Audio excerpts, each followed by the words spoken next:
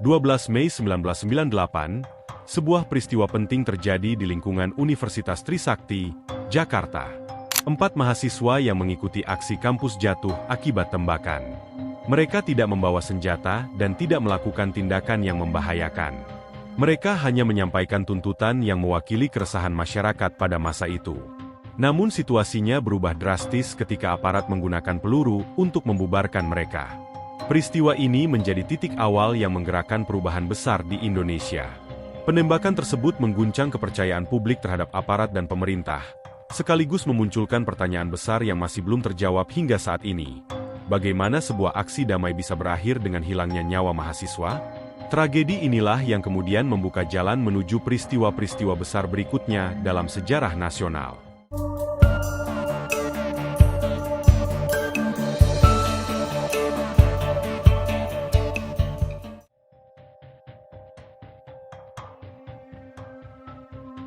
Tahun 1998 ditandai oleh tekanan ekonomi yang sangat berat. Dalam hitungan bulan, nilai mata uang nasional anjlok drastis sehingga daya beli keluarga menurun tajam. Harga bahan pokok melesat, sementara upah dan tabungan tidak lagi mampu menutup kebutuhan sehari-hari. Banyak industri yang menghentikan produksi, lapangan kerja menyusut, dan pengangguran meningkat pesat. Sistem perbankan yang rapuh tidak mampu menahan gelombang penarikan dana. Sejumlah bank mengalami kesulitan likuiditas dan beberapa harus ditutup atau dinasionalisasi. Modal asing yang sebelumnya masuk besar-besaran tiba-tiba mengalir keluar dari pasar, memperparah krisis keuangan. Kondisi ini membuat pemerintah menghadapi pilihan sulit untuk menjaga stabilitas ekonomi, sekaligus meredam keresahan publik. Di tengah gejolak ekonomi tersebut, harga barang-barang penting menjadi sulit dijangkau oleh masyarakat menengah ke bawah. Ketersediaan kebutuhan pokok di pasar menjadi terbatas. Antrean panjang dan kelangkaan terjadi di beberapa daerah. Keluarga-keluarga yang selama ini mengandalkan pendapatan harian atau upah pabrik merasakan dampak langsung. Penghasilan menipis, cadangan pangan menurun, dan tekanan hidup meningkat. Situasi sosial ikut memanas. Keluhan ekonomi bercampur dengan kekecewaan terhadap praktik korupsi dan nepotisme yang dianggap memperburuk krisis. Banyak warga menganggap keputusan kebijakan yang diambil tidak berpihak kepada rakyat, dan respons pemerintah dinilai lamban dan tidak efektif. Suasana ketidakpastian ini memberi ruang bagi berbagai kelompok untuk mengekspresikan ketidakpuasan mereka, terutama kalangan pelajar dan mahasiswa yang memusatkan kritik terhadap tata kelola pemerintahan. Dalam konteks inilah gerakan mahasiswa mendapatkan momentum. Tekanan ekonomi yang merata, pengurangan lapangan kerja, serta merosotnya kualitas hidup menjadi bahan bakar bagi tuntutan perubahan. Mereka menuntut perbaikan kebijakan ekonomi, transparansi dalam pengelolaan negara, dan akuntabilitas pejabat publik. Tekanan ini bukan sekadar soal angka di pasar valuta. Bagi banyak orang itu berarti mempertahankan kehidupan sehari-hari. Secara keseluruhan, krisis tahun itu tidak hanya menggerus perekonomian, ia mengguncang kepercayaan publik terhadap institusi negara. Ketika kebutuhan dasar sulit dipenuhi dan jalan dialog dirasa kurang efektif, eskalasi protes dan demonstrasi menjadi cara bagi masyarakat untuk menuntut solusi nyata. Keterpurukan ekonomi pada akhirnya menjadi latar yang menjadikan tuntutan politik dan sosial semakin mendesak. Di kampus Universitas Trisakti, Jakarta Barat, hari itu berubah menjadi ruang pertemuan besar bagi 1.000 lebih pelajar dan mahasiswa dari berbagai fakultas. Mereka berkumpul di halaman utama dan sekitar gedung perkuliahan, mengorganisir diri secara teratur. Orasi bergiliran, pembacaan tuntutan, serta penataan barisan untuk bergerak secara terkoordinasi. Pendukung akademis, beberapa dosen dan staf pengajar, berada di antara peserta untuk memberi arahan dan menjaga ketertiban. Peserta membawa spanduk dan selebaran yang memuat daftar tuntutan terkait tata kelola pemerintahan, kebijakan ekonomi, serta harapan agar suara publik diperhatikan. Perdebatan singkat berlangsung pada beberapa titik, tetapi mayoritas memutuskan untuk mempertahankan jalur non-kekerasan. Intinya adalah menyampaikan aspirasi dengan tertib dan terukur. Sementara itu, di sekeliling kampus tampak kehadiran aparat dalam jumlah signifikan. Barisan polisi berpakaian dinas dan pasukan paramiliter terhampar di sepanjang jalan masuk. Kendaraan taktis dan beberapa unit keamanan mengisi ruas-ruas utama yang mengarah ke area kampus. Pengaturan itu menimbulkan ketegangan. Pihak kampus berusaha menjaga agar kegiatan tetap kondusif, sedangkan pihak keamanan terlihat menyiapkan opsi untuk menutup akses. Pembicaraan internal antara perwakilan mahasiswa dan dosen menekankan rencana aksi. Mereka berencana keluar menuju gedung perwakilan rakyat untuk menyerahkan aspirasi secara langsung. Namun beberapa penghalang mulai terlihat. Pintu gerbang yang diawasi ketat, petugas yang memperketat penjagaan di luar pagar, serta mobil patroli yang menghalangi jalan. Meski begitu, semangat untuk menyuarakan tuntutan tetap kuat. Peserta mengatur barisan, mengecek alat komunikasi, dan menyiapkan pernyataan resmi yang akan dibawa saat mereka bergerak. Dalam suasana seperti ini, suasana tetap relatif tenang namun waspada. Komunikasi antar koordinator terus berlangsung untuk memastikan gerakan berjalan rapi dan risiko konflik diminimalkan. Semua yang hadir memahami bahwa niatnya adalah menyampaikan pesan politik dan sosial, bukan mencari konfrontasi. Namun pada saat yang sama, adanya konsentrasi personel keamanan menandakan potensi gangguan terhadap rencana tersebut, sebuah tanda bahwa kondisi di luar pagar bisa berubah sewaktu-waktu dan memerlukan kehati-hatian ekstra. Proses pembubaran dilakukan dengan langkah teratur. Orasi dihentikan, barisan diluruskan, dan suara koordinator mengingatkan untuk tetap tenang. Beberapa orang ditugaskan mengawasi pintu-pintu keluar, sambil memastikan tidak ada yang tertinggal. Rasa lega sempat menyebar karena situasi kembali relatif terkontrol. Sebagian peserta mulai meninggalkan area untuk pulang, sementara yang lain berkumpul di ruang-ruang pertemuan untuk evaluasi. Namun suasana waspada tetap ada. Banyak peserta mencatat kehadiran pasukan dalam jumlah besar dan mendokumentasikan posisi kendaraan patroli. Koordinasi internal terus berlangsung melalui pengeras suara dan kelompok kecil, dengan tujuan satu, memastikan keselamatan bersama. Hingga sore mulai meredup, suasana tampak mereda, sampai titik di mana hal yang paling mereka taksakan akhirnya terjadi. Menjelang petang, suasana berubah cepat. Suara ledakan gas dan desingan proyektil memecah ketenangan yang sempat muncul. Aparat keamanan mulai melepaskan peluru tajam, sekaligus menembakkan gas untuk membubarkan massa. Kepanikan menyebar. Orang-orang berlari, mencari perlindungan, beberapa terjatuh karena dorongan dan kebingungan. Dalam kekacauan tersebut, beberapa peserta terkena tembakan langsung. 4 mahasiswa kehilangan nyawa di area yang sebelumnya dianggap aman. Korban roboh di halaman serta lorong-lorong kampus. Ada yang meninggal di tempat, ada pula yang dibawa ke rumah sakit namun tidak tertolong. Rekaman dan kesaksian menyebutkan bahwa peluru mengenai tubuh dari jarak dekat, bukan sekadar tembakan peringatan. Sisa massa yang masih berada di lokasi mencoba mengevakuasi yang terluka. Namun proses evakuasi terhambat oleh kepadatan dan kondisi medan. Suasana berubah menjadi haru dan kacau. Suara isak tangis, teriakan minta tolong, serta seruan agar pengamanan ditarik mundur menggema di antara bangunan. Petugas medis darurat berusaha menolong. Namun ketersediaan fasilitas dan akses menuju unit kesehatan terbatas, karena arus manusia dan keberadaan kendaraan militer di sekitar area. Peristiwa itu meninggalkan bekas fisik dan psikologis yang mendalam bagi saksi mata. Pakaian yang bernoda darah, deretan kursi yang terseret, serta aroma gas yang menetap selamanya dalam ingatan mereka yang sempat berada di lokasi. Seketika, rutinitas kampus runtuh dan berubah menjadi adegan darurat. Sebuah tragedi yang mengubah hari biasa menjadi catatan duka dalam rekaman sejarah. Berita tentang kejadian di kampus menyebar dalam hitungan jam, melampaui lingkup akademis dan mencapai penjuru kota. Kabar itu memicu gelombang emosi luas.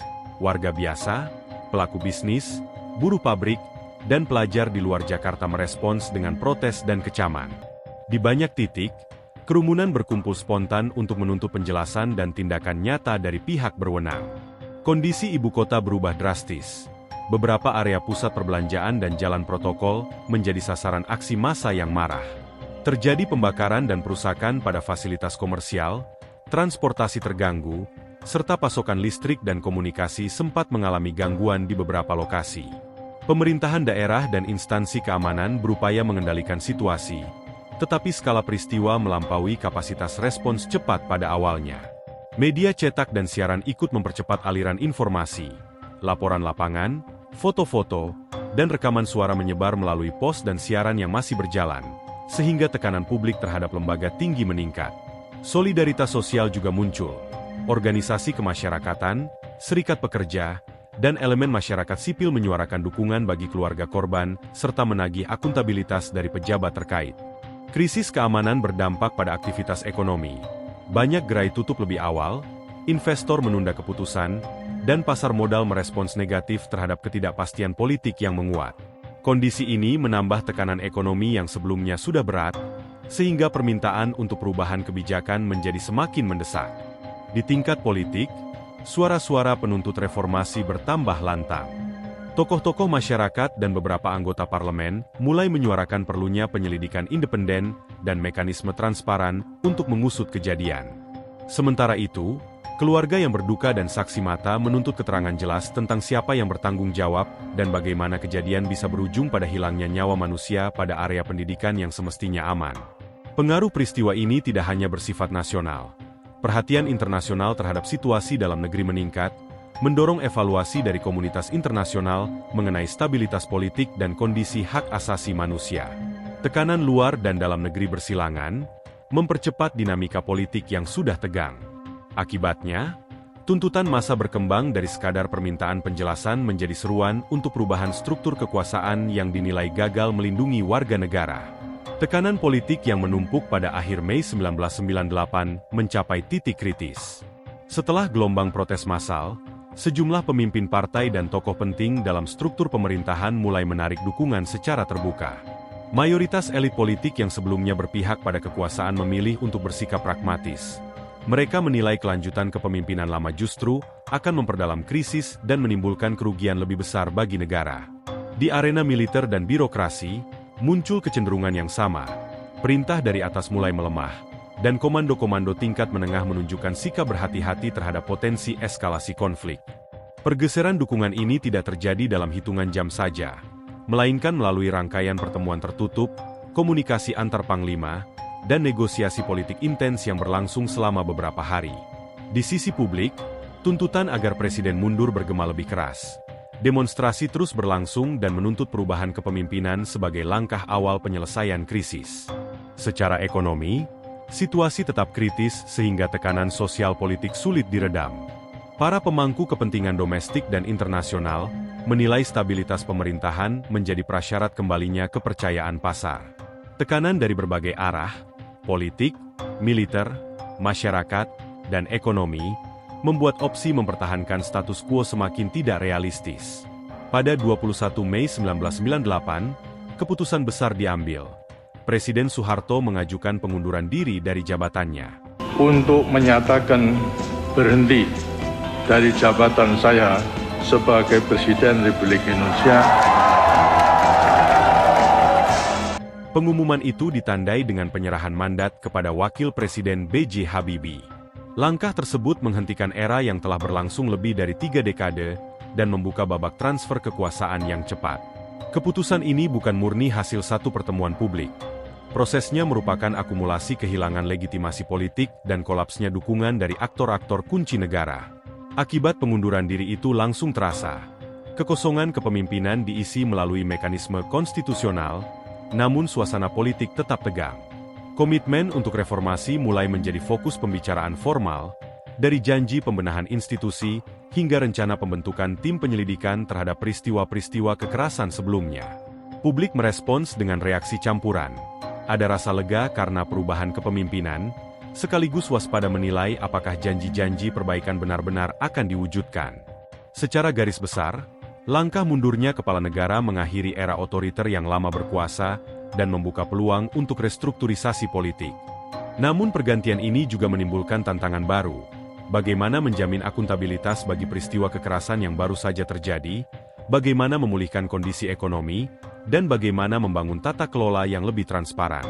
Pada titik ini, peralihan kekuasaan memberi ruang bagi harapan reformasi, tetapi juga menegaskan bahwa jalan menuju pemulihan akan panjang dan kompleks. Upaya mencari fakta dan pertanggungjawaban segera dimulai. Berbagai laporan awal dikumpulkan oleh pihak kampus, saksi mata, dan organisasi kemanusiaan. Bukti-bukti medis dan rekaman lapangan juga menjadi bagian dari pengumpulan data untuk mengetahui kronologi kejadian. Hasil-hasil tersebut kemudian menjadi bahan bagi lembaga-lembaga yang berkepentingan untuk membuka penyelidikan formal. Pada awal 2000-an, lembaga nasional yang berwenang dalam hal hak asasi manusia melakukan pemeriksaan lebih mendalam. Temuan resmi sempat diserahkan ke penegak hukum untuk ditindaklanjuti. Namun proses di tingkat penyidikan dan penuntutan tidak berjalan secara konsisten. Beberapa nama dan unit militer disebut dalam dokumen penyelidikan. Namun pemeriksaan terhadap dugaan pelaku tidak berujung pada vonis yang memuaskan bagi keluarga korban dan publik. Komisi Nasional Hak Asasi Manusia kembali mengangkat kasus ini beberapa kali dan menyampaikan rekomendasi agar penyelidikan dilanjutkan secara independen dan transparan.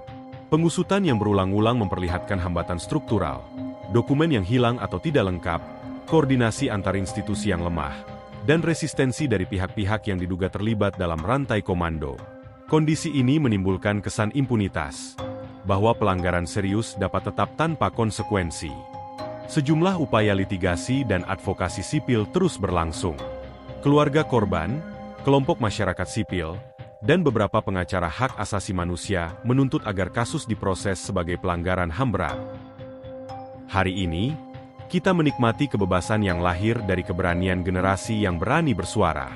Namun kebebasan itu datang dengan tanggung jawab, menjaga ingatan sejarah tetap hidup, mengawal keadilan, dan memastikan negara tidak mengulangi kesalahan yang sama. Selama pertanyaan tentang siapa yang bertanggung jawab belum terjawab, dan selama proses hukum belum tuntas, tragedi ini belum benar-benar selesai.